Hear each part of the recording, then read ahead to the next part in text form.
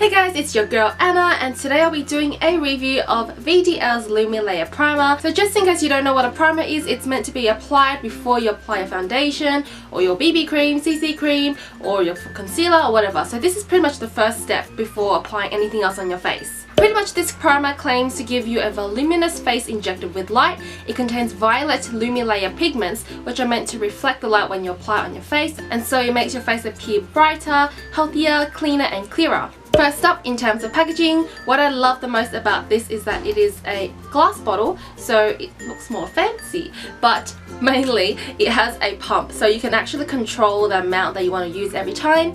Usually one pump is enough for one application because you don't apply this to your whole face. You can just apply it to the center parts of your face to really brighten it out.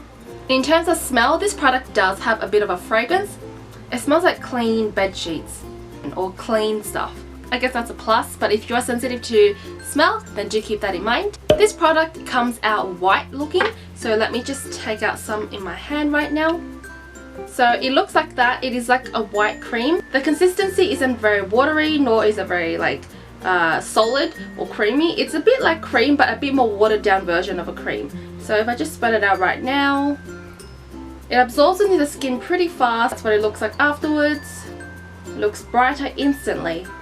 I've noticed that this product does blend pretty smoothly. It doesn't settle into any harsh or fine lines or wrinkles. Most importantly, when you do apply foundation or concealer or BB cream afterwards on your face, this primer does not actually cake up your face. It doesn't really cling onto any dry spots or patches, so that when you apply foundation it accentuates the patches.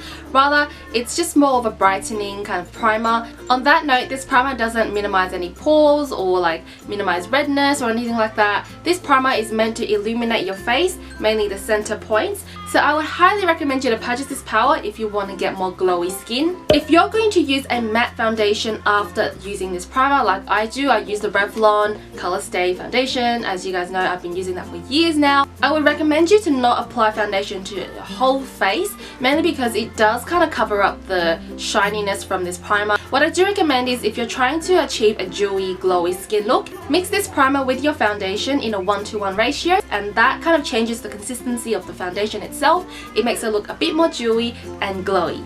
Or you can do what I've done today. Pretty much I didn't apply any foundation afterwards. I only applied concealer selectively to certain parts of my face. For example, I applied it underneath my eyes because I've got eye bags. I applied it into the bridge of my nose to highlight it. I applied it around my chin area because it gets a bit dark there for some reason for me.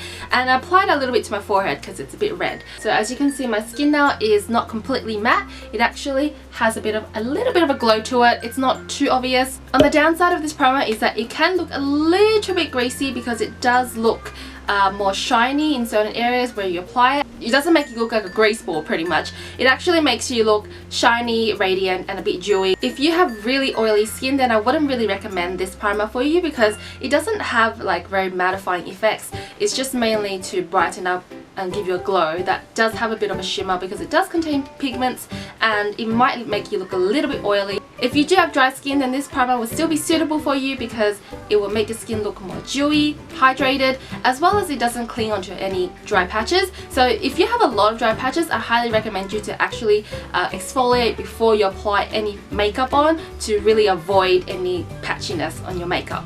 Alternatively, if you have combination skin like myself, it still works pretty well for me, so I guess it might work for you too.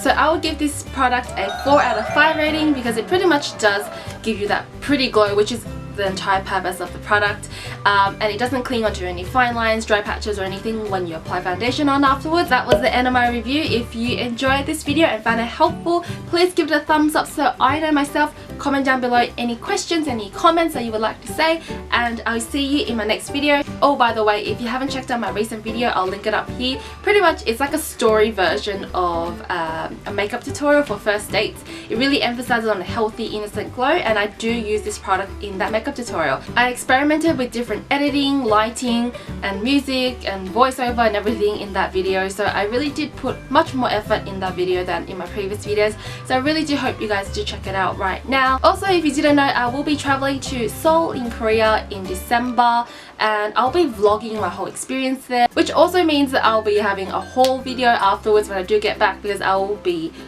buying a lot of Korean cosmetics. I'm gonna go all out. So do stay tuned for those videos if you want to be updated. Remember to subscribe to my channel so you get notifications. And yeah, so I'll see you in my next video very soon. Bye!